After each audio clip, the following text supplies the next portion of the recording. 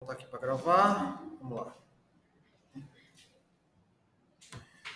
Bom, na aula passada, só relembrando aí, nós vimos a questão da ética do culto, certo? Então, vimos aí todas as implicações em relação à ética que envolve o culto a Deus, vimos a questão de sermos reverentes no culto, tudo mais, vimos as características de um culto a Deus, que ele tem que ser participativo, ele tem que ser inteligível, né? Vimos algumas nuances ali. Hoje nós vamos falar um pouco sobre a importância e a relevância dos 10 mandamentos. Por que a gente tem que estudar e observar os 10 mandamentos? Tá? A gente cresce na igreja ouvindo sobre os 10 mandamentos, às vezes na salinha das crianças somos ensinados a recitar os 10 mandamentos. Né? Mas por quê? Porque é importante ainda. Por que os 10 mandamentos ainda são válidos para a gente? Certo? Então a gente vai observar a importância deles e considerar as implicações já do primeiro mandamento, certo? E assim reconhecer a autoridade, a santidade de Deus e como adorá-lo. Antes da gente começar na aula propriamente dita, eu quero perguntar a vocês quem consegue me dizer quais são os 10 mandamentos na ordem. Não pode ser aleatório, não, tem que ser na ordem. E aí, quem arrisca?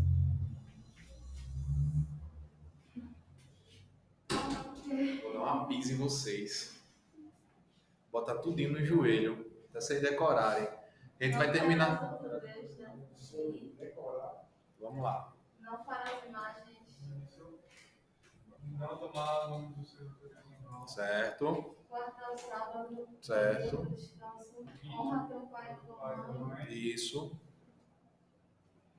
Não matarás, não furtarás. Não cobiçarás. Faltando um aí nessa conta.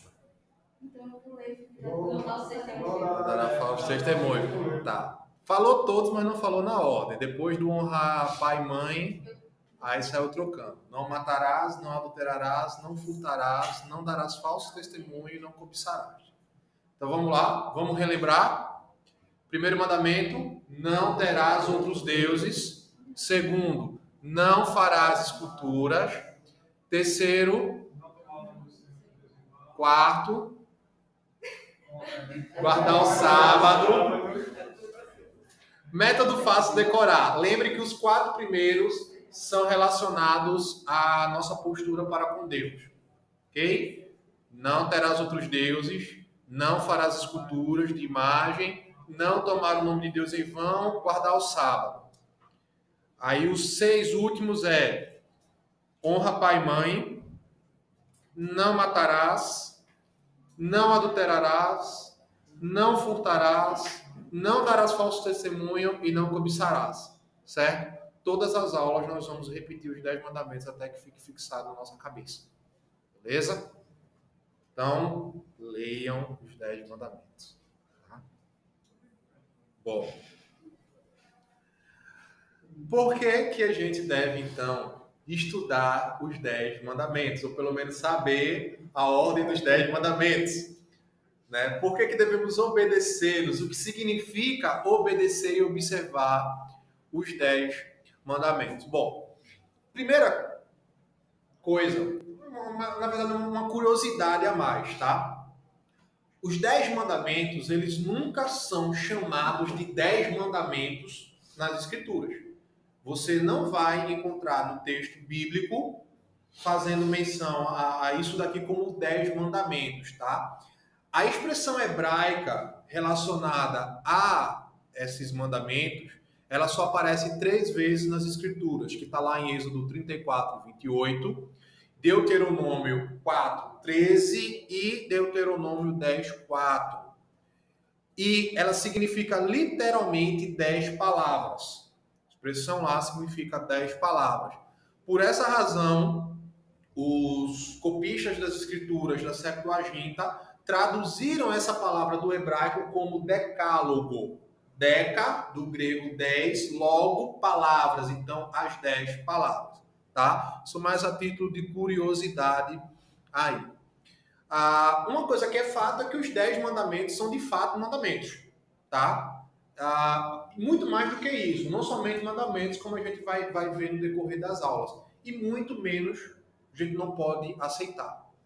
Tá? Então, eles são de fato mandamentos, são ordenanças, são ordens, são princípios e preceitos que precisam ser seguidos e cumpridos à risca. Tá? Um outro ponto, quando a gente olha e observa os 10 mandamentos, é que a gente se depara logo de cara com um problema. Os 10 mandamentos, eles revelam exatamente o que está no cerne do problema da humanidade. Nós somos rebeldes, pecadores, e nós não gostamos que Deus diga o que podemos e o que não podemos fazer. Veja, geralmente a gente não gosta que as pessoas digam o que a gente pode e o que a gente não pode fazer. Não é isso? Você tem um filho, o Pedrinho. Você diz, Pedrinho, não faça isso. Aí ele faz. Aí ele faz. Ele não gosta, a gente não gosta, nós somos rebeldes. Né? Nós somos rebeldes. Então os 10 mandamentos, eles revelam isso daí. Eles revelam essa rebeldia. Eles revelam essa revolta que nós temos para com Deus. Para você ter ideia como essa questão dos 10 mandamentos, ela incomoda bastante o mundo caído. Há alguns anos atrás, a CNN publicou um artigo chamado Eis os Novos 10 Mandamentos dos Ateístas. Tá? O autor desse artigo foi um cara chamado Lex Baer e John Figdor. Eles pegaram e disseram, não, vamos fazer o seguinte, a gente tem os 10 mandamentos dos cristãos. Tá? Ninguém quer seguir isso aqui, ninguém quer seguir uma lista de pode e não pode. Então vamos bolar os 10 mandamentos dos ateus. Eles que não querem viver debaixo desse jugo aí, desse Deus que parece um Deus tirano. Então vamos fazer uma consulta pública. As pessoas vão mandar as sugestões destes 10 novos mandamentos para nós e a gente seleciona 10 vencedores e dá um prêmio aí de $10.000. Estima-se que o resultado foi um total de 2.800 sugestões de novos 10 mandamentos. Então veja o quanto de gente interessado em querer mudar o teor absoluto dos 10 mandamentos. E eles nomearam ali uma bancada para poder definir quem seriam os 10 vencedores. E estava lá, eles publicaram os 10 novos mandamentos dos ateístas, né? O resultado disso foi uma relação de não mandamentos. Porque qual era a ideia? Os mandamentos são ordens. Então a gente não gosta de receber ordem. A gente vai fazer aquilo que a gente bem entender. Então era um contraponto às ordenanças de Deus. O que só evidenciava de forma mais latente a rebeldia do coração do homem. Você pegar, depois eu boto essa lista desses 10 novos mandamentos lá no grupo da Gilmar para vocês verem. Fora a contradição que tinha entre si. Né? Fora a contradição que tem entre si. Isso nos mostra, gente, que as pessoas de todas as eras, e principalmente agora no século XXI, elas criam o seu próprio código moral de ética. Perceba que o mundo tem fomentado aí o seu código moral de ética, a forma como eles devem se conduzir.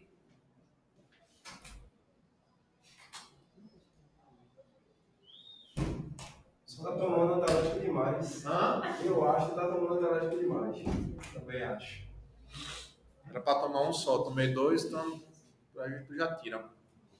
Então vejam, as pessoas elas estão criando o seu código moral. E o interessante é que a gente vive numa era paradoxal por causa disso daí. Por quê?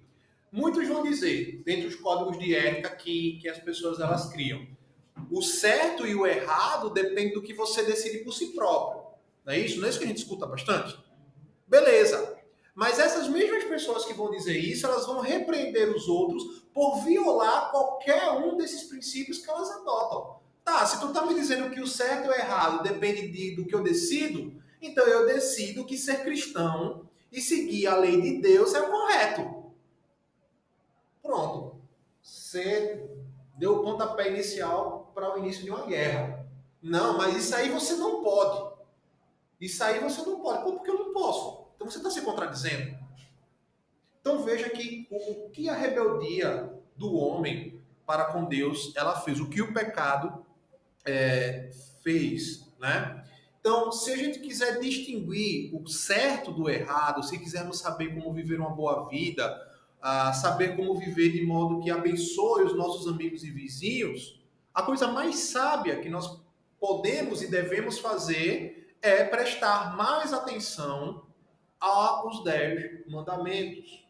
Tá? Não somente a ordem, mas o que implica aquela ordem. A gente às vezes é muito preso à letra fria ali dos 10 mandamentos, mas esquece os valores espirituais que ali tem e a gente vai ver. Então veja lá, eu fiz uma pergunta no início, por que nós devemos estudar os 10 mandamentos? E a gente vai ver aqui algumas razões. A primeira razão na qual nós devemos estudar os 10 mandamentos é a ignorância geral, tá? Que vocês passaram por isso agora há pouco, né? Maior parte das pessoas simplesmente são ignorantes, tá? Ignorantes aqui não é sinônimo de bruto, tá? Mas é de uma pessoa que desconhece algo, que não tem conhecimento de algo. Então, a maioria das pessoas é ignorante a respeito dos 10 mandamentos, tá? Não conhece todos ou conhece só alguns, né? Não conhece nenhum, isso tanto fora como dentro da igreja, infelizmente, tá? Nós vivemos numa época de crentes que sabem de cor os ingredientes do Big Mac, mas não sabem de cor os 10 mandamentos, né? Vivemos numa era em que tem gente que conhece de cor a escalação do seu time, quando ele vai jogar. Hoje o Sport vai jogar, então no gol tá fulano, na zaga tá fulano, meio de campo, ataque, até o banco de reserva o cara sabe. Até máscara tem, né? Sabemos os nomes dos integrantes das bandas e grupos favoritos, né? Às vezes a galera sabe até a data de nascimento dessa galera. Fulano de tal nasceu em tal dia e tudo mais. Personagem de séries, né? Tem gente que conhece todos os heróis da Marvel, mas não conhece um herói das escrituras. Né? Hã? Quem?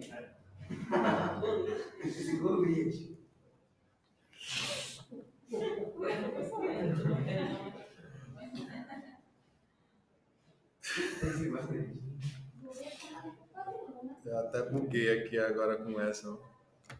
Então vamos lá. Isso é triste, gente. Porque os 10 mandamentos que foi entregue ao povo de Israel lá no Sinai, ele tem sido, por gerações, um código de ética muito influente. Se você olhar a Constituição norte-americana, ela tem elementos extraídos dos 10 mandamentos. Em algumas Supremas Cortes lá nos Estados Unidos, eles têm lá estampado nas paredes partes dos 10 mandamentos. Os 10 mandamentos serviram para a igreja durante muito tempo. Então, não podemos mais ser ignorantes em relação à importância e à relevância dos 10 mandamentos. Está com frio, né? Fica aqui do lado de Rodrigo, acho que está melhor. Tá tudo encolhido aí. Coitado.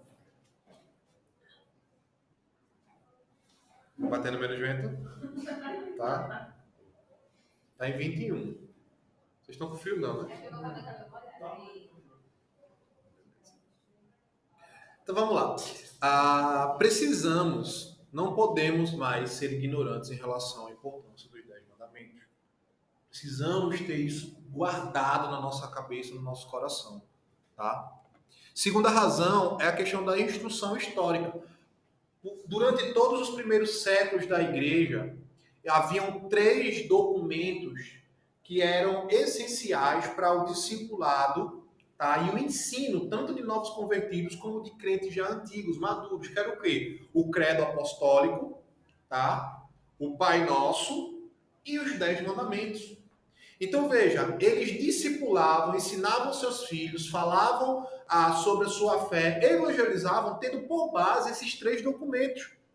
Credo apostólico, Pai Nosso e os 10 mandamentos. Né? Então, nas várias tradições da igreja cristã, quando a gente vê, há uma ênfase no estudo dos 10 mandamentos. Se você pegar a Confissão de Fé de Westminster, a Confissão Batista, a Confissão de Heidelberg, todas elas têm ressaltam a importância do estudo dos mandamentos. O que seria, resumidamente, o credo apostólico? Porque já vi gente fazendo curso. Tem curso sobre o credo apostólico. O credo apostólico não é que foi um credo criado pelos apóstolos, tá? O credo apostólico foi o seguinte: os pais apostólicos que vieram depois, eles pegaram todo o fundamento doutrinário que os apóstolos ensinavam e transcreveram isso daí numa forma de combater a heresia do gnosticismo que estava surgindo na época. Então, eles pararam e sentaram, vamos lá, o que é que os apóstolos criam? Então, criam em Deus Pai, Todo-Poderoso, que criou os céus e a terra, criou Jesus Cristo, que veio em carne da Virgem Maria, morreu, foi sepultado, ressuscitou, crê no Espírito Santo, crê na Igreja Católica, né, ou na Igreja Universal, depende da tradução que você falar. Então, o Credo dos Apóstolos foi um documento feito pela Igreja primitiva, tomando por base o ensino dos apóstolos para a Igreja. Veja que eles não tinham teologia sistemática, não tinham teologia bíblica, não tinham livro de apologética. Então, a teologia estava em desenvolvimento. Então, foi o primeiro material teológico da Igreja, o Credo Apostólico. Beleza? Então, aí os cursos que acontecem em relação a isso, os livros, é justamente fazendo a exposição doutrinária de cada parte do Credo Apostólico. O que significa creio em Deus Pai, Todo-Poderoso? Fala, Jonas. Qualquer um pode aplicar, ou tem que ser pastor. Não, se você conhecer o credo apostólico e você estudar todo o fundamento doutrinário dele, você pode dar um estudo sobre o credo apostólico. É o básico da nossa fé, é o credo apostólico. Tem um livro muito bom da Fiel, o Credo da Fiel, que é feito por Franklin Ferreira também. Isso. Ele comentando o Credo Apostólico. Muito bom. Tem esse livro de Franklin Ferreira comentando o credo apostólico, tem o de Alistair McGrath também comentando o credo apostólico. Tem o da Pronobis que saiu agora. Então você tem vários materiais na internet que podem lhe ajudar a entender cada porção ali do credo apostólico, entendeu? Porque e é muito rico. Eu quero um dia poder estudar com vocês o credo apostólico parte por parte, entendeu? Então é muito rico entender ali por que eles criam que Deus ele é Pai e Criador. Qual é o fundamento teológico em relação a isso? Aí ele vai para a Bíblia, entendeu? Por que crê que Jesus é homem, veio da Virgem Maria, nasceu, morreu, foi morto e ressuscitou? Onde é que está isso? Nos Evangelhos. Está entendendo? Isso, exatamente. As pessoas acham que o credo apostólico ou credo é ligado à Igreja Católica, tá? Infelizmente, não vou dizer nem que foi no pós-reforma, é bem no pós-reforma, porque os reformadores ainda se valiam do credo apostólico. Já na era moderna mesmo, a Igreja cristã ela queria se desassociar de tudo que estivesse ligado à Igreja Católica. Então, ela abriu de mão do credo apostólico, abriu de mão de alguns teólogos importantes para a história da igreja, como Agostinho, Tomás de Aquino, e deixavam eles todos ligados à igreja católica. Por isso que, às vezes, as pessoas têm uma repulsa quando fala de credo apostólico. Eu me lembro uma vez na aula de História da Teologia, quando o pastor Cias foi falar sobre o credo apostólico, a irmã se escandalizou na sala de aula.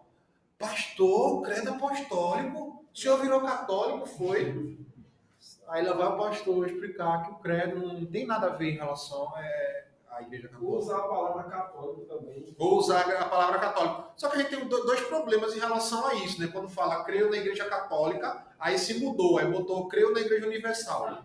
Você sabe qual é pior, né? Porque católico quer dizer universal. A gente tem que entender uma coisa. Igreja invisível, no caso. Né? Isso, igreja invisível. A gente tem que entender uma coisa, só abrindo parênteses aqui. A Igreja Católica Apostólica Romana, ela só surge com essa intitulação lá para depois do século V da história da Igreja. Então, todos os documentos que a gente tem antes desse tempo não foi desenvolvido dentro desse contexto da Igreja Católica Apostólica Romana. Então, o credo apostólico não é deles, não é da ICA, tá? Então, não tenham medo ali do credo apostólico. Terceira razão pelo qual nós devemos observar os 10 mandamentos, é a questão da ética mosaica, tá? Os 10 mandamentos, eles são centrais na ética da aliança mosaica. Como assim? Pegue sua Bíblia, abra aí em Êxodo 19.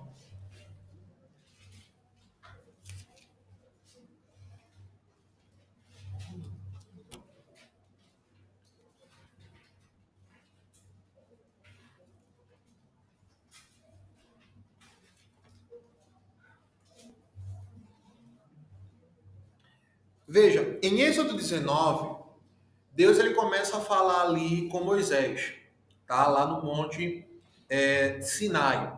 E uma das coisas que a gente vai ver dentro disso daí é que Deus quer falar pessoalmente com o povo.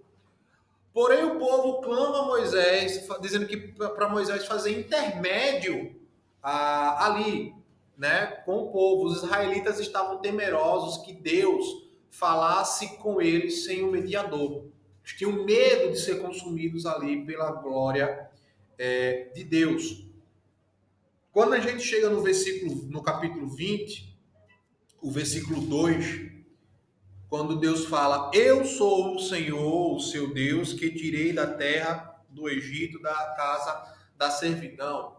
Esse verso 2, ele é um eco intencional de Deus para com o chamado de Abraão. Para com o chamado de Abraão. Alguém abra aí Gênesis 15, 7. Alguém deixa Êxodo aberto, capítulo 20, versículo 2, e abre aí Gênesis capítulo 15, versículo 7.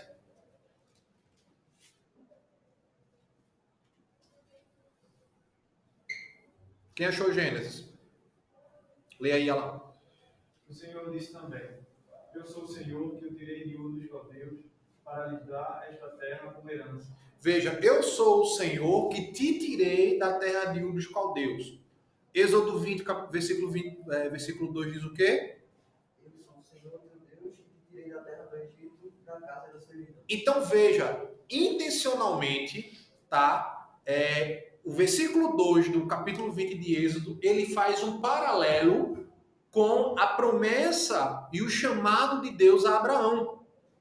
Tá? Ou seja, esses dois momentos memoráveis da história redentora é Deus dizendo, eu sou o Senhor que te tirou dessa terra estrangeira para ser o teu Deus e agora eu estou te dando esta palavra especial. Eu estou firmando novamente o pacto que eu fiz lá com Abraão, agora com vocês. Vocês são o cumprimento deste pacto. E eu renovo esta minha aliança com ele a partir de agora. Então, os 10 mandamentos aqui, eles passam a ser o sinal visível da aliança que Deus fez com Moisés, certo? Do mesmo modo que havia um sinal visível da aliança que ele havia feito com Abraão. Quando Deus faz a aliança com Abraão, qual é o sinal visível dessa aliança? A circuncisão. Depois, Isaac, o filho da promessa. Então, quando vem Moisés, o sinal visível desse pacto, dessa aliança, são os 10 mandamentos. Tá? Então, quando nós nos casamos, nós temos um sinal visível do pacto que nós fizemos com a nossa esposa, com o nosso esposo, diante do altar, que é o quê? A aliança. Isso aqui não está de adorno somente, isso aqui tem uma representação. É o símbolo visível deste pacto.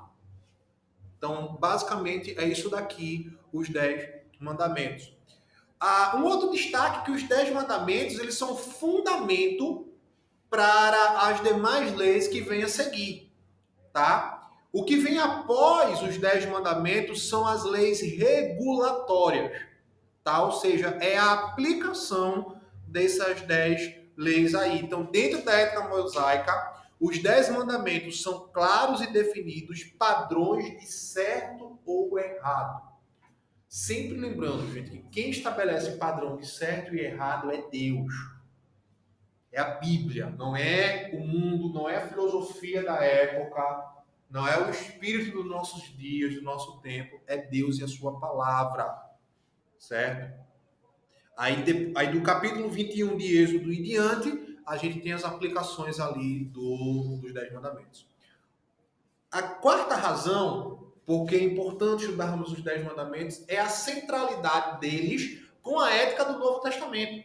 A gente acha que os 10 mandamentos não tem nada a ver com o Novo Testamento. Com o Novo Testamento. Mas os 10 mandamentos, eles são centrais também no Novo Testamento. Abra comigo aí, Marcos capítulo 10, versículo 17.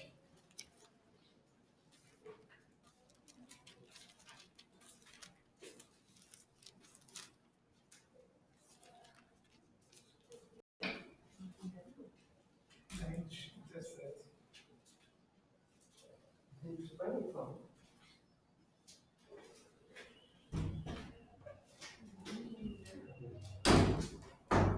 Marcos 10, 17. Texto bem conhecido, tá? Cadê? Pondo-se Jesus a caminho, um homem correu ao seu encontro, ajoelhando-se diante dele, e perguntou-lhe: Bom mestre, o que farei para herdar a vida eterna? Jesus lhe respondeu: Por que me chama de bom? Ninguém é bom senão a não ser um que é Deus. Você conhece os mandamentos? Olha aí. Não mate, não cometa adultério, não furte, não dê falso testemunho, não defraude ninguém, roube o seu pai e a sua mãe. E o homem respondeu: Mestre, tudo isso tenho observado desde a minha juventude. Jesus, olhando para ele, com amor, disse: Só uma coisa te falta. Vá, venda tudo o que tem, dê o dinheiro aos pobres e você terá um tesouro no céu. Depois venha e me siga. Então veja, Jesus aqui ele não está traçando um caminho mediante a autojustiça para a gente chegar até o céu, tá? Note que nas palavras de Jesus há um mandamento que o jovem não está seguindo, que é o não cobiçarás. Por isso Jesus faz esse pedido para ele: venda tudo, dê aos pobres, porque o coração dele estava preso nas suas riquezas ainda. Então Jesus usa a ética dos 10 mandamentos para confrontar aquele jovem que achava que a sua autojustiça seria suficiente para lhe dar a vida eterna. Então as riquezas deles eram fruto de cobiça. Oi? Então as riquezas que ele Sim, era fonte de cobiça. Então veja que Jesus está preparando o jovem para ver que o seu coração ainda está longe de Deus e que não é não é por conta da mera obediência fria da lei que nós chegamos a Deus. Outro ponto é que Jesus, ao apresentar um resumo dos nossos deveres para com o próximo, ele vai se valer dos 10 mandamentos.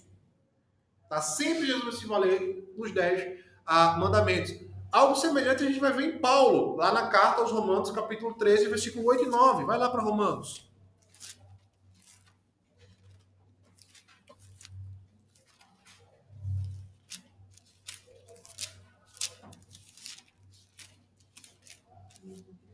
Romanos 13, 8 e 9. Não, Pedro, mas o significado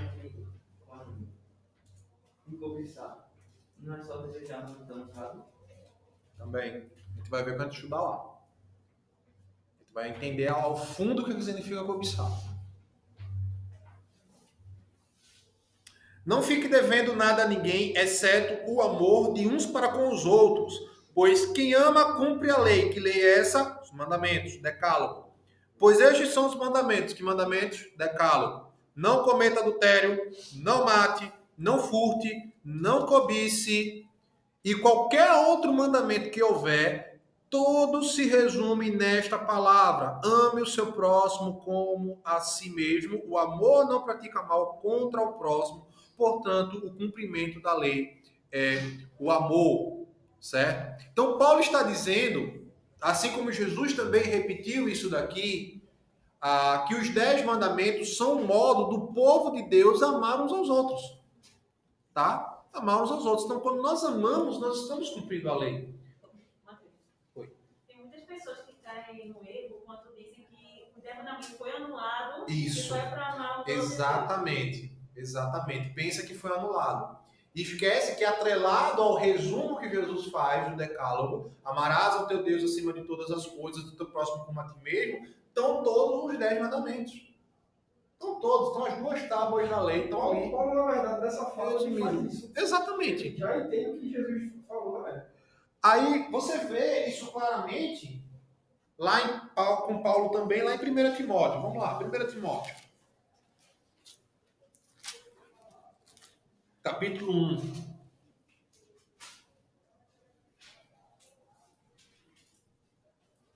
Versículo 8. Vamos fazer um pequeno exercício aqui, tá? Para a gente identificar. Vamos lá. 1 Timóteo, capítulo 1, versículo 8.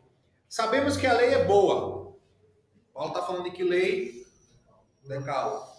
Se alguém se utiliza dela de modo legítimo, tendo em vista que não se promulga a lei para quem é justo, mas para os transgressores e rebeldes, para os ímpios e pecadores, para os ímpios e profanos. Aí vamos lá. Para os que matam o pai ou a mãe, opa, violação do 5º mandamento aqui.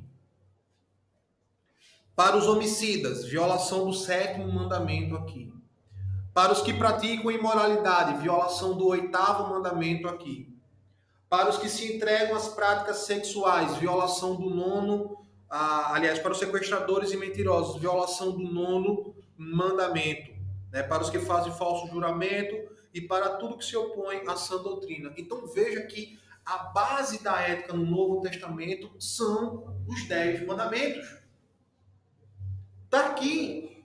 Todas as orientações de Paulo sobre como nós devemos andar têm por base os 10 mandamentos. Então, Jesus ele vai mostrar justamente que ele não aboliu os 10 mandamentos, como o Lili bem observou. As pessoas pensam que Jesus aboliu os 10 mandamentos, é só amar o teu Deus sobre todas as coisas e o teu próximo como a ti mesmo. Certo? Beleza. E como é que eu amo o meu próximo? Como é que eu amo a Deus? O que Jesus fez foi simplesmente pegar as cerca de 613 leis que foram geradas a partir dos 10 mandamentos e resumir em 2 mandamentos fundamentais. Amar a Deus e amar ao próximo. Ao invés de repetir todas as 613 leis junto com os 10 mandamentos para o povo, isso resume, olha, ame a Deus sobre todas as coisas, teu próximo como a ti mesmo. Tá? Jesus ele vai nos mostrar que a lei ela nos coloca de joelho e ela revela o nosso pecado, nos fazendo ir até a cruz. Precisamos de perdão. Quando a gente olha para os 10 mandamentos, isso fica claro. A gente precisa de perdão. Não tem ninguém que consiga cumprir os 10 mandamentos perfeitamente, sem vacilar em nenhum ponto. Ou vai dizer que nunca na vida você cobiçou algo de alguém.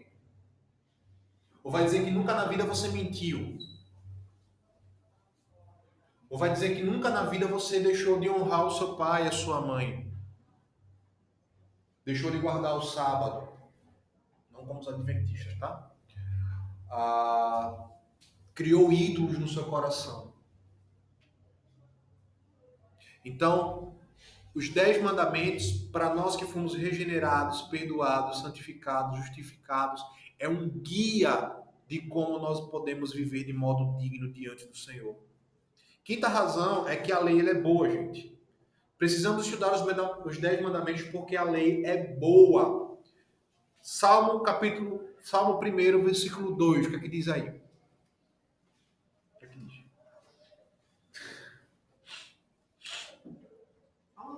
Salmos 1.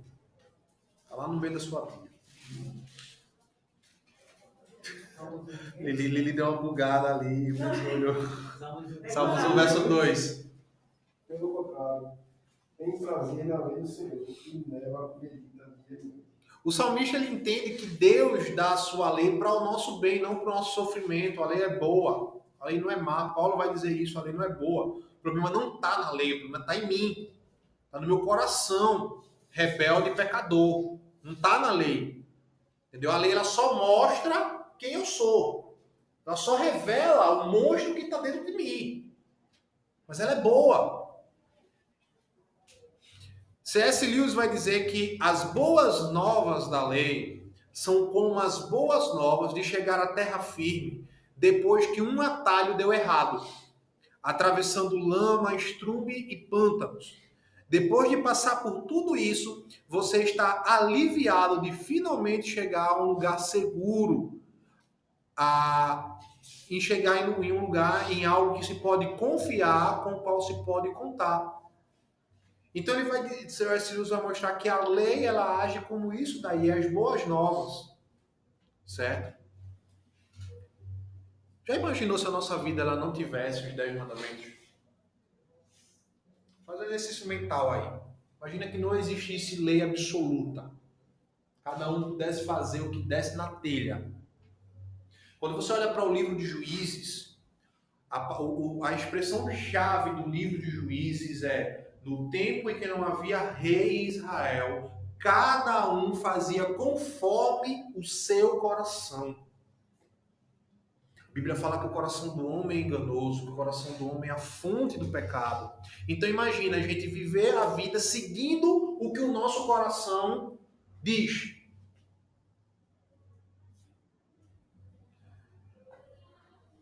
Então, essas 5 razões respondem a nossa primeira pergunta. Por que é importante estudar os 10 mandamentos?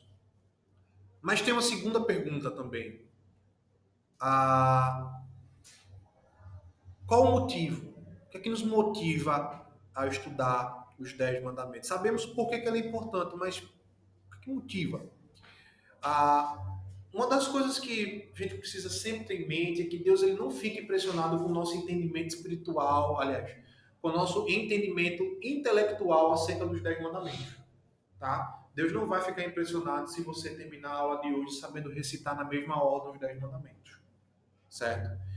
Ele conta com discípulos que realmente sigam e vivam esses mandamentos.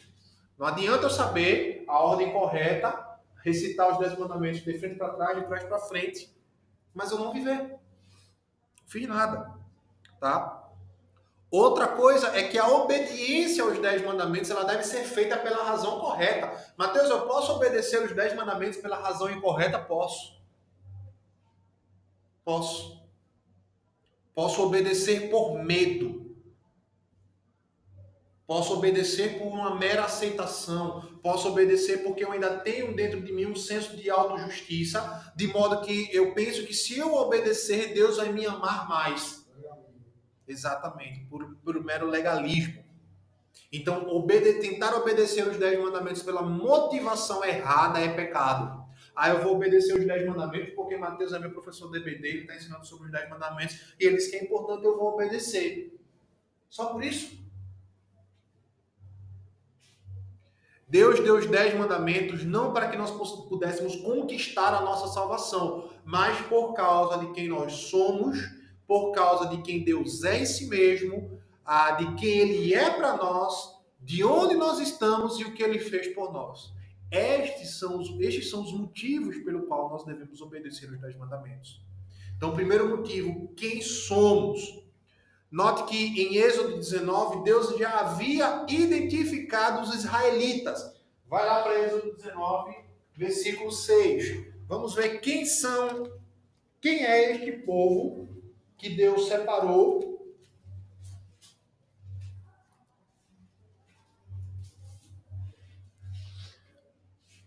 Êxodo 19, 6. Diz o quê? Vós me sereis reino de sacerdotes e nação santa. Opa! Vocês são reinos e sacerdotes em uma nação santa. Ou seja, o povo de Israel era um povo separado. Aonde essa expressão aqui se repete para nós? Onde?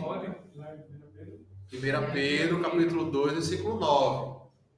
1 Pedro, capítulo 2, versículo 9. Então, no Novo Testamento, Pedro repete isso daqui. E note que Pedro fala justamente no contexto de viver de modo digno ao chamado que nós recebemos de Deus. Gente, somos diferentes do mundo. Nós somos escolhidos e separados por Deus para viver de acordo com a sua lei, sendo um reflexo do seu Filho para o mundo. Então, uma das razões pelo qual nós devemos obedecer e viver os 10 mandamentos é sobre quem nós somos em Cristo agora. Nós somos reino de sacerdotes e uma nação santa, separados, escolhidos para um propósito, manifestar a glória de Deus, através do que Cristo fez em nós. Ao pensarmos desta forma, que fique claro isso, a gente deve estar preparado aí para permanecer, às vezes, sozinho, né? Porque a gente não vai viver as regras que o mundo dita.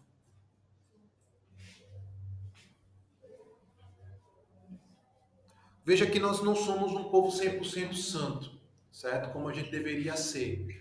Mas é para isso que Deus, mas é para isso que Deus nos chamou. Ele nos chamou para que a gente pudesse obedecer sem questionar. Deixa eu ver aqui se eu lembro qual é a página.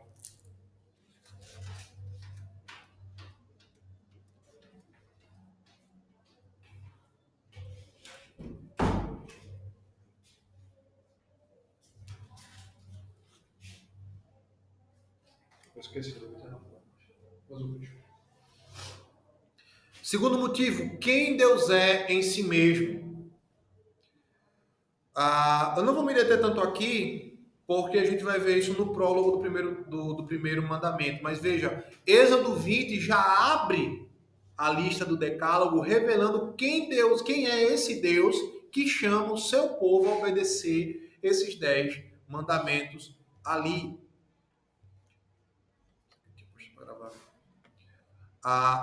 Os 10 mandamentos, eles não somente mostram o que Deus quer, mas mostram também como Deus é.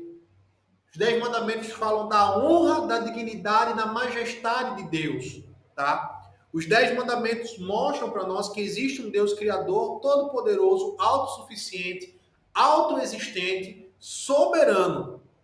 Ou seja, não é um Deus qualquer. Não é um Deus que se brinca.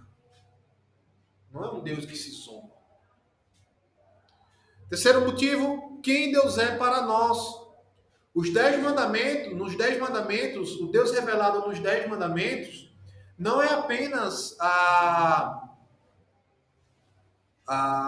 um Senhor qualquer. Veja que Deus ele vai dizer, eu sou o Senhor teu Deus.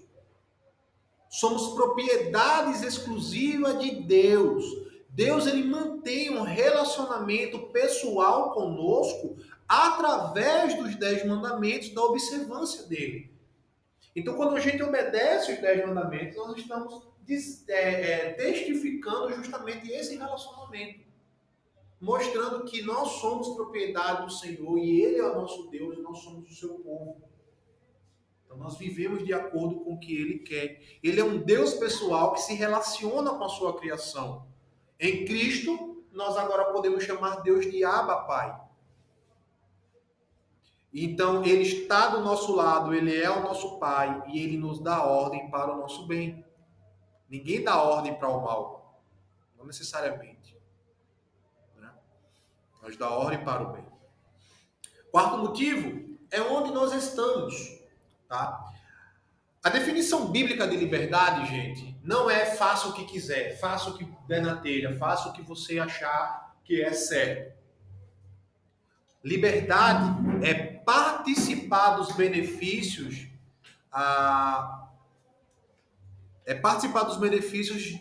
da liberdade é participar dos benefícios que nos foi concedido por Deus através da sua lei e vivê-los, tá? Geralmente as pessoas elas tendem a pensar nos 10 mandamentos como algo que reprime, como algo que é só proibitivo, né? Como se Deus ele quisesse nos manter numa servidão, ou como se Deus ele fosse um tirano, né? Olha, vocês têm que me obedecer porque senão eu vou castigar vocês e tal, né? Impedindo assim que a gente possa realizar os nossos sonhos, viver os nossos desejos e vontades, né? Os 10 mandamentos nos impedem de viver o nosso potencial. É isso que o mundo pensa. Eu estou errado. Só que nos esquecemos que Deus ele quer dar ao seu povo vida abundante. João 10, versículo 10. e quer que a gente desfrute da verdadeira liberdade. João 8,32. A lei do Senhor ela não é um fardo para nós. Tá? Nosso pecado torna ela um fardo, porque a gente não quer obedecer. A gente quer dar ouvidos ao nosso pecado. Por isso que ela se torna um fardo. Veja que os 10 mandamentos eles não funcionam como grades de uma prisão. Os 10 mandamentos funcionam como uma lei de trânsito. As leis não impedem o trânsito de fluir, mas elas organizam para que o trânsito possa fluir. Apesar que tem gente que vive como se não houvesse lei de trânsito, né? Mas tudo bem, isso é um caso à parte. Mas veja que as leis de trânsito, ela não proíbe Vinícius de pegar o carro dele e sair pela rua. Mas ela limita a liberdade que Vinícius tem para com o seu carro. A lei de trânsito vai fazer com que Vinícius não ande a 100 por hora num local que tem escola, né? A lei de trânsito não vai fazer com que Vinícius pare no sinal vermelho no meio de um cruzamento. Vamos colocar essa conversa aí.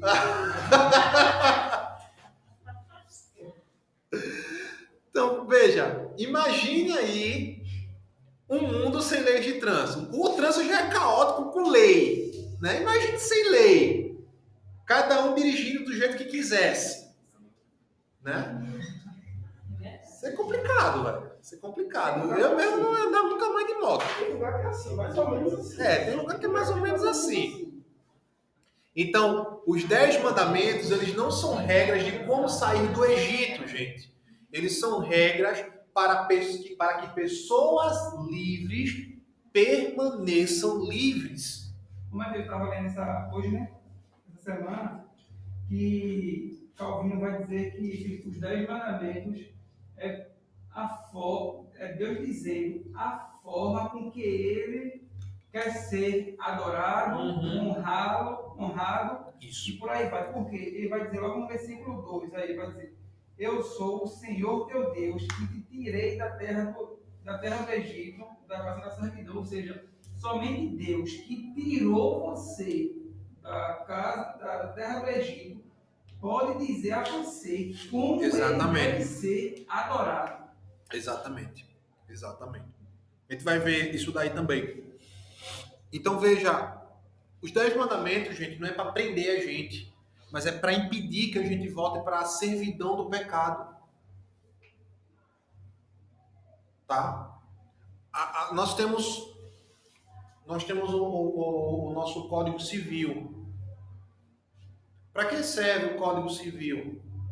É para te manter preso? Não. Para te manter longe da prisão. Tá entendendo? Então, assim funciona os 10 mandamentos. Quinto motivo, o que ele fez por nós.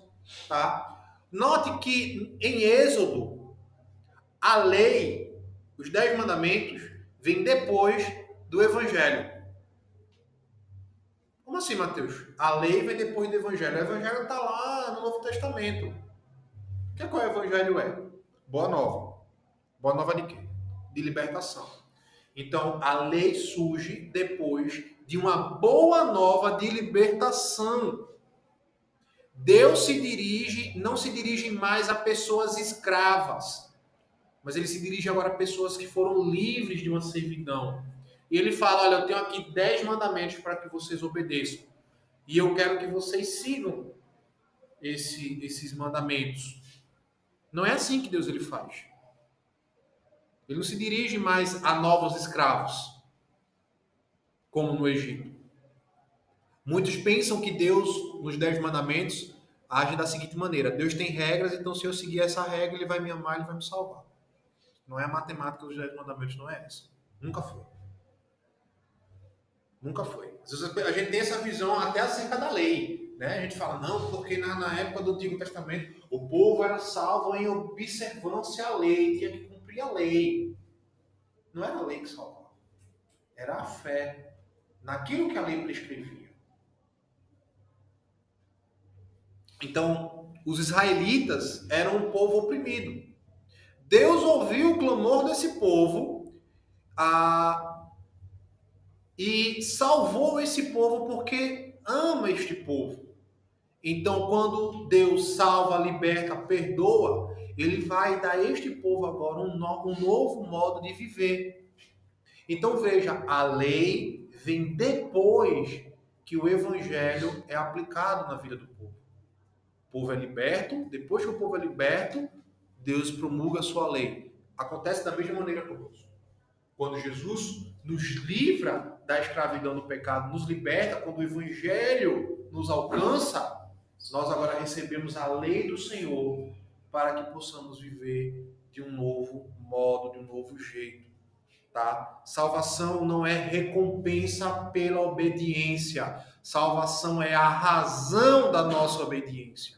Tá? Tudo que fazemos é tão somente por causa do que ele fez primeiro por nós.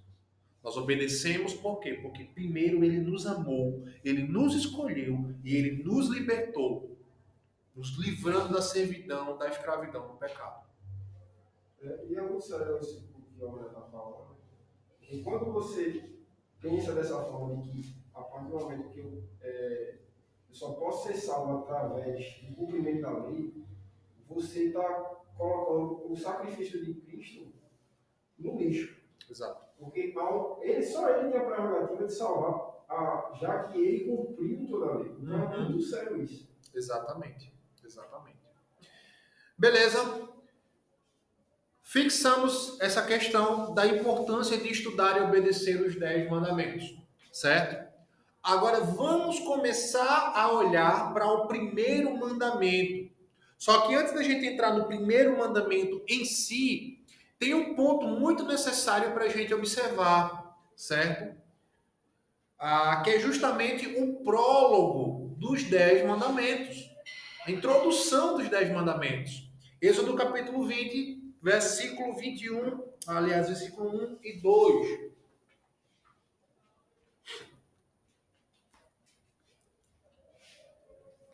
Então Deus falou todas estas palavras. Eu sou o Senhor, seu Deus, que o tirei da terra do Egito, da casa da servidão. Uma coisa interessante, gente, um ponto curioso aqui, é que os judeus ortodoxos, eles deram tanto valor a essa parte aqui, esse prólogo, que eles acabaram tornando ele o primeiro mandamento. Tá? Então, alguns judeus ortodoxos, eles juntam, eles acreditam que isso aqui seria o primeiro mandamento, tá? E que o segundo, no caso, o primeiro e o segundo se uniriam em um só, certo? Só que essa parte aqui, que a gente chama de prólogo, ela não tem nenhum mandamento, tá? Ela não tem nenhum mandamento. Deus começa o seu mandamento a partir do versículo 3, tá? Apesar do prólogo não ser um mandamento, ele requer uma atenção especial nossa, pois ele contém algumas verdades e alguns princípios bíblicos que irão nos ajudar a compreender melhor o teor e o conteúdo moral dos 10 mandamentos. Então vamos lá. Qual é a primeira coisa que a gente observa aqui nesse prólogo? Primeira coisa é a declaração da aliança que Deus fez com Moisés.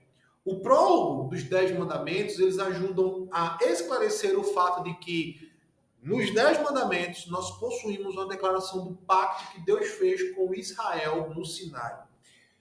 Vê lá Deuteronômio capítulo 4, versículo 13.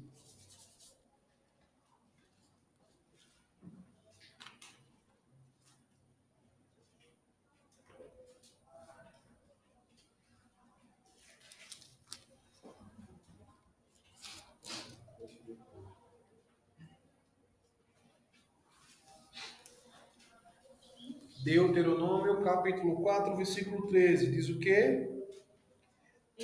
Vai ler. Então vos anunciou ele a sua aliança que vos ordenou cumprir, os 10 mandamentos, e os escreveu em 2 tábuas de pedra. Veja, então ele anunciou a sua aliança, aonde? Nos 10 mandamentos que escreveu em 2 partes, em 2 tábuas de pedra. Ou seja, nessa primeira parte aqui dos 10 mandamentos do prólogo, nós temos um tratado pactual de Deus com o povo. Então, para serem fiéis a este pacto Israel precisava observar a lei de Deus. Tá? Precisava observar. Lembra que Deus ele fez uma aliança. Primeiro ele faz uma aliança com Adão no Éden. Adão quebra essa aliança comendo o fruto. Deus renova essa aliança falando da promessa da vida de Jesus. Depois em Noé, Deus faz uma outra aliança com ele. Não destruirei mais a terra. Aí vem Abraão. Aí Deus faz uma aliança com Abraão.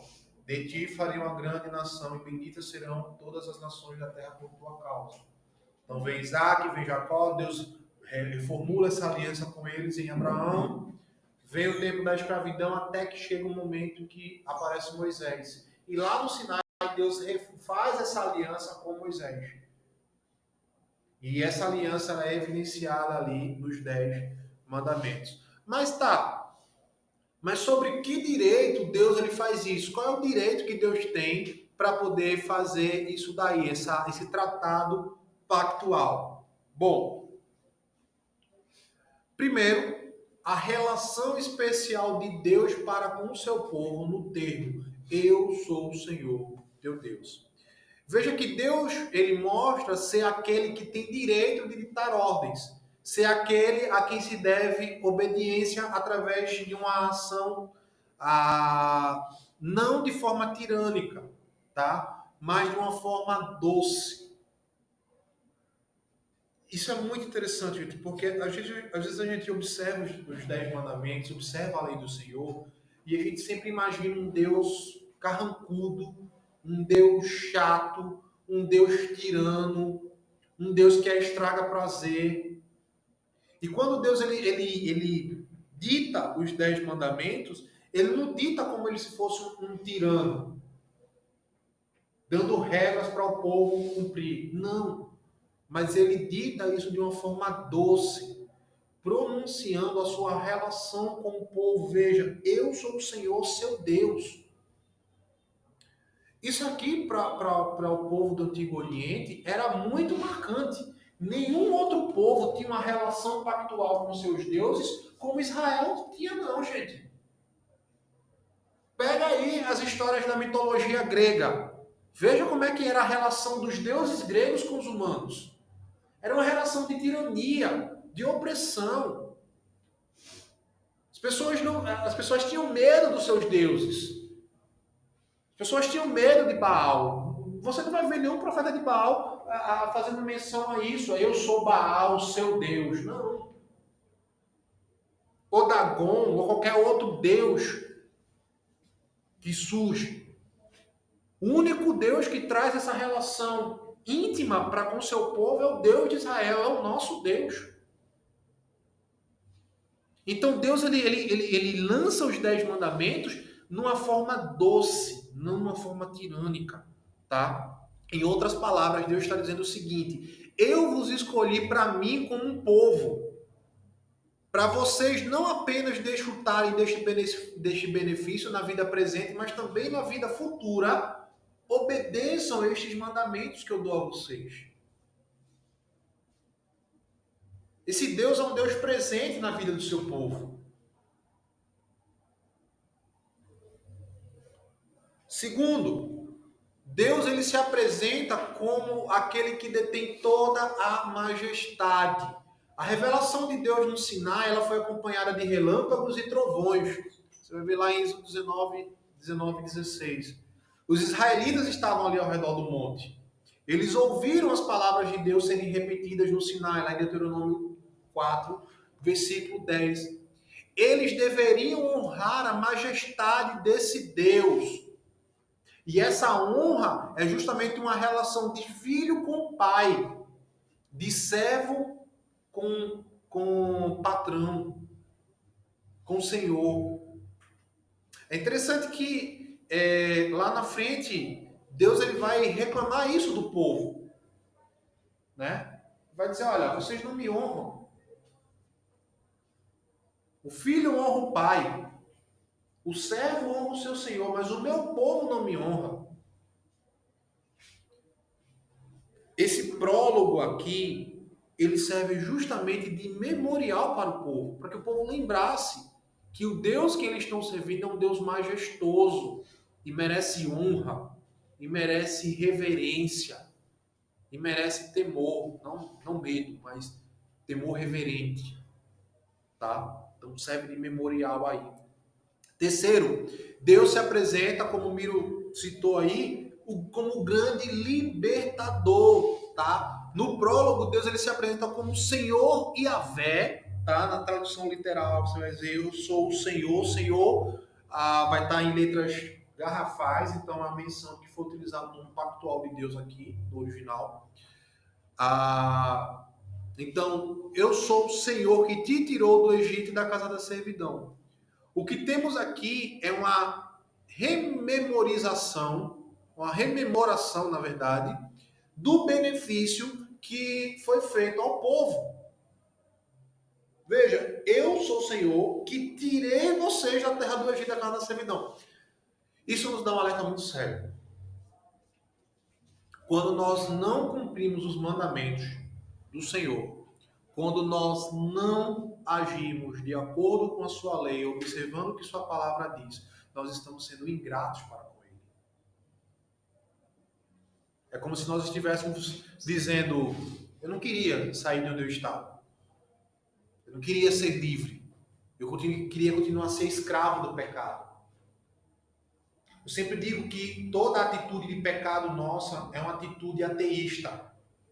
Quando nós deliberadamente pecamos, nós estamos inconscientemente dizendo que nós não queríamos que Deus existisse. Por isso a gente se rebela contra ele. Note que Deus ele é chamado de Yahvé aqui, o nome pactual de Deus. Eu sou o que sou. Aqui no prólogo ele mostra que a aplicação desse nome pactual, ele é aquele que salva, aquele que liberta, aquele que cumpre as promessas feitas a Abraão, a Isaac e a Jacó. Por isso que Moisés usa o eu sou aqui, para que o povo lembrasse. Ele é o Deus que cumpre. Ele cumpriu a promessa. Ele falou que ia fazer uma grande nação de Abraão, da descendência de Abraão. E aqui estamos. Veja que Deus se comprometeu mediante um pacto com Abraão de que ele faria esta grande nação e de que todas as nações da terra seriam abençoadas. Quando ele se apresentou a Moisés, Deus trouxe de volta esse pacto, esse memorial, a lembrança, a memória dele. E agora esse Deus, que fez o pacto com Abraão, se compadece dos descendentes de Abraão e se revela quem é. Então, o pacto que foi feito lá com os patriarcas é renovado lá no Sinai. A nação que tinha sido libertada do Egito agora sabia que o Deus que havia libertado eles era de fato o eu sou, aquele que cumpre as promessas. Isso nos dá uma lição também, uma lição de esperança. Nós hoje também vivemos sob uma promessa do pacto da nova aliança. Promessa de que Jesus virá mais uma vez para nos levar.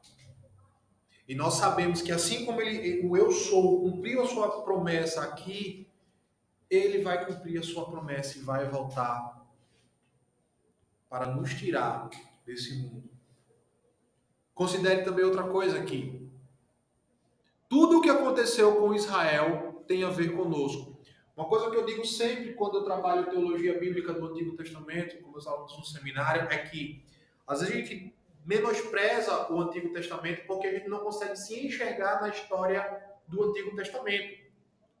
A gente, o que é que tem a ver? O que é que a gente tem a ver com isso daqui? Veja, a servidão do povo de Israel no Egito é uma representação de um cativeiro espiritual no qual nós todos um dia estivemos.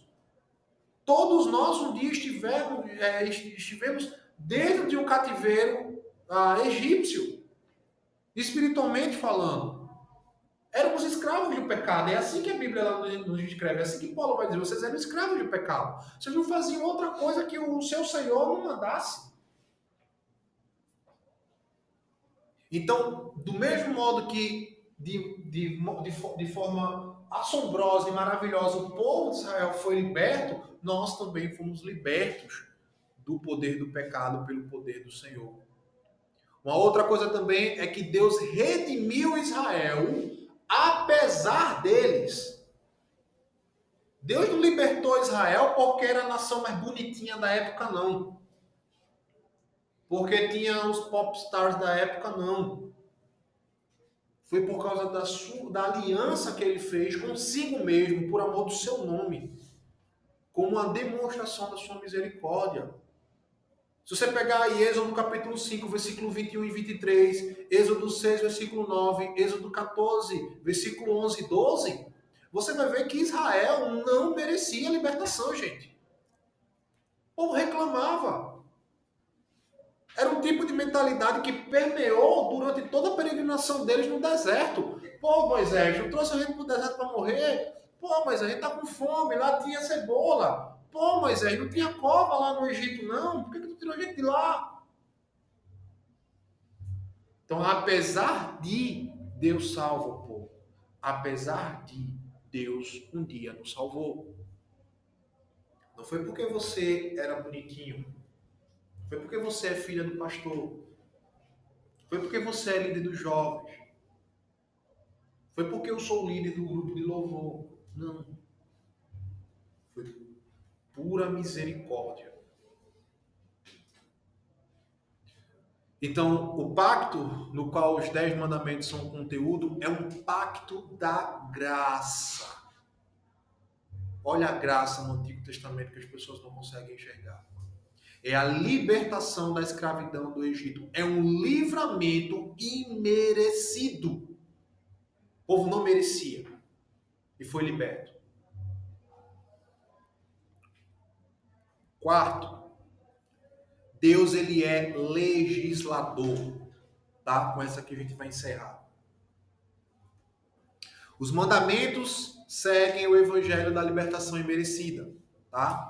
Só que eles não são mandamentos de um déspota que ordena a sua lei no sentido manda quem pode e obedece quem tem juízo. Não é assim que os 10 mandamentos funcionam. Tá? Estes mandamentos são de Yahvé, o eu sou, o libertador, e esse libertador deseja que o seu povo permaneça livre. Note que primeiro Deus liberta, depois ele dá a lei, ou seja, liberdade e limites eles convergem. Vocês são livres, mas a liberdade de vocês tem um limite. Por quê? Porque se vocês passarem desse limite, vocês serão novamente escravos. Veja que, para ilustrar bem essa questão...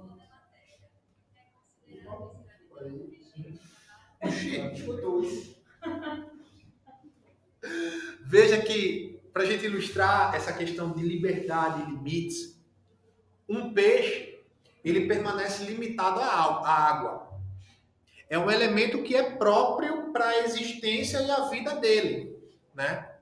Porém, o peixe estar limitado à água não implica dizer que a sua liberdade dentro daquele ambiente esteja limitada. Ele pode nadar por onde ele quiser, né? Menos impiedade. Menos impiedade, né? A outra tá aquele tubarão hoje, meu irmão. Tem que isolar aquela área ali da igrejinha. Tem jeito não. Então veja, caso o peixe ele se aventure aí além dos limites que lhe foram impostos, ele vai morrer. Ele pode se aventurar aí para fora d'água, mas ele não vai viver. Semelhantemente, os homens são livres como peixes na água, somente quando estes atendem e atentam viver conforme a lei de Deus. É assim que a lei de Deus, a relação com a lei de Deus, ela funciona. Nós somos livres, mas a nossa liberdade ela possui limites. E os limites que nos foram impostos são suficientes para que a gente possa desfrutar uma vida de abundância, uma vida de alegria, uma vida de regozijo, apesar dos problemas, das dificuldades que a gente enfrenta. Tiago capítulo 1, versículo 25, alguém pode ler?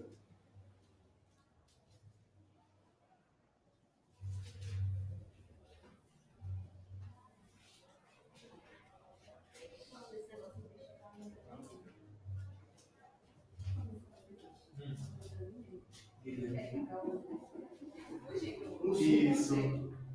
O pai dele. Se algum de vocês precisar de sabedoria, peça ao nosso Deus generoso e receberá. É o 25. É o 25.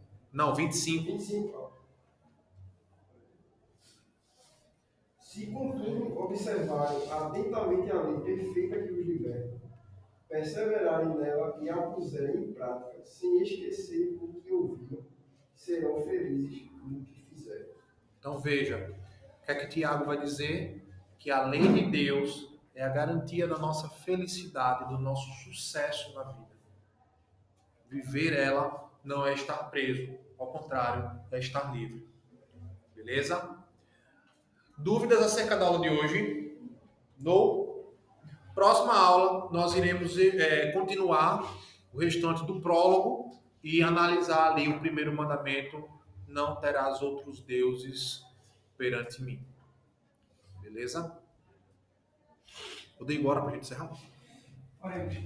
Deus, te louvamos, te agradecemos por esse dia, te agradecemos porque o Senhor é bom, te agradecemos pela nossa salvação, por Filho amado Jesus Cristo. Meu Deus, obrigado pela tua palavra, obrigado pelo teu mandamento, pela tua lei, que possamos não ser apenas ouvintes, mas praticantes. Que o Santo Espírito nos ajude, meu Deus, a colocar em prática aquilo que nós escutamos aqui. Abençoa a fé de Mateus, que eu possa estar direcionando ele para a tua vontade, para o teu querer, para onde tua glória. Abençoa o culto, abençoa o pastor, que possamos ouvir a tua voz através da tua palavra. Em nome de Jesus. Amém. Amém. Pode descer.